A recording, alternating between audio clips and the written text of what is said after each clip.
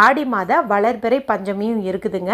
இந்த வளர்பிறை பஞ்சமி வாராகி அம்மன் வழிபாட்டிற்கும் மகாலட்சுமி தாயார் வழிபாட்டிற்கும் ஏற்றதொரு நாளாக கருதப்படுது. மேலும் இந்த நாளானதை கருட பஞ்சமி அப்படின்னும் நம்ம சொல்லலாம். ஏன்னா ஆடி மாத வளர்பிறை பஞ்சமியை நம்ம கருட பஞ்சமி அப்படின்னு சொல்லுவோம். இந்த நாளில் கருட பகவானை நம்ம வழிபாடு செய்யறது நம்ம வாழ்க்கையில் இருக்கக்கூடிய தடைகளை நீக்குங்க. மேலும் நல்ல ஒரு முன்னேற்றத்தை கொடுக்கும். பண வரவு அதிகரிக்கும் அப்படின்னே சொல்லலாம். கருடனுடைய பலமும் பார்த்திங்கன்னா நமக்கு கிடைக்கும் அப்படின்னு சொல்லலாம். ஆகாயத்தில் உயரத்தில் பறந்தபடியே இருக்கக்கூடிய அந்த கருடனுடைய அந்த கண் பார்வை பார்த்திங்கன்னா ரொம்பவும் கூர்மையானது அப்படின்னு சொல்லுவாங்க.